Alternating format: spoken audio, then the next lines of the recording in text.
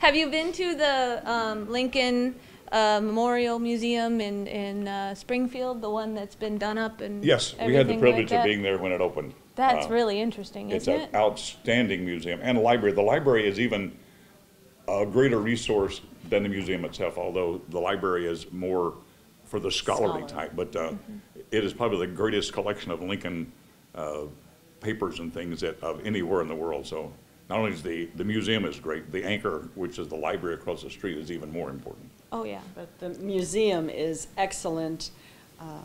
It's been criticized for being too Disney-esque, I think they called it, because of the mannequins and the special effects things that they have there. But I think that those are wonderful mechanisms to make history interesting and relevant and approachable for children of this age that have grown up with computer-generated stuff and special effects, and you have to give them something to make them interested enough in the history to go and look at the original documents and artifacts. And I think the museum in Springfield does a wonderful job of that. Well, let me ask one final question. Do I have time for? Okay.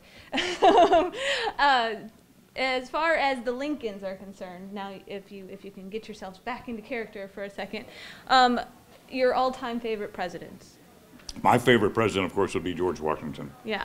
Without the guidance and the leadership of George Washington, first of all, we had never won the Revolutionary War, which set us on the path to independence. But as our first president, he, to me, is the epitome of what an American citizen could be.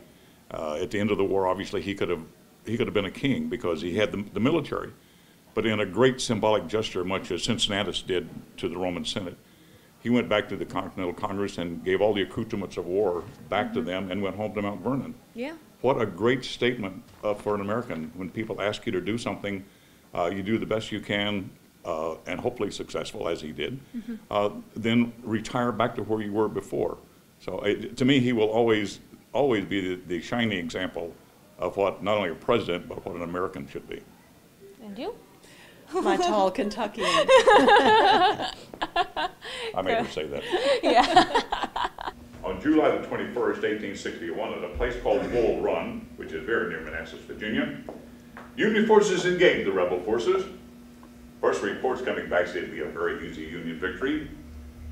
By the middle of the afternoon, the rebels received reinforcements, and what was going to be an easy Union victory, in fact, turned into a terrible Union rout.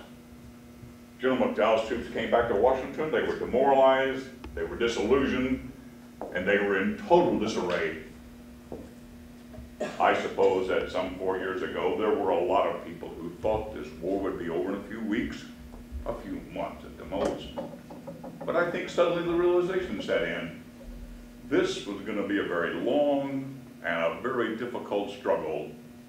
Thank you very much for coming. It was wonderful to have you both here, and you did a wonderful job tonight. Thank you. Thank you so for much. inviting us. Thank you for you're having us. welcome. You're welcome.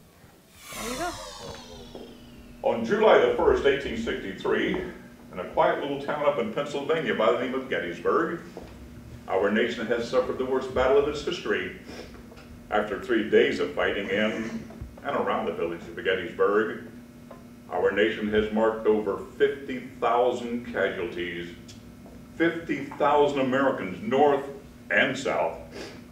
In fact, it was reported to me that General Lee of the Confederate Army, simply taking his wounded away from this field, had a wagon train that was nearly 18 miles in distance. Shortly after the Battle of Gettysburg, it was decided that a portion of the battlefield should become a national cemetery. So it was only a case of the dedication, November the 19th, 1863. I had been asked, acting in my capacity as the chief executive of the nation, to deliver a few appropriate remarks. 77 years ago, our fathers brought forth upon this continent a new nation, conceived in liberty and dedicated to the proposition that all men are created equal. Now, we're engaged in a great civil war, testing whether that nation, or any nation so conceived and so dedicated, can long endure. We we are met on the great battlefield of that war. We have come to dedicate a portion of that field as the final resting place for those who here gave their lives that that nation might live. It is altogether fitting and proper that we should do this. But in a larger sense, we cannot dedicate, we cannot consecrate, we cannot hallow this ground. The brave men, living and dead, who struggled here have consecrated it far above our poor power to add or detract. The world will little note nor long remember what we say here, but it can never forget what they did here. It is for us, the living, rather, to be here dedicated to the unfinished work, which they who fought here have thus far so nobly advanced.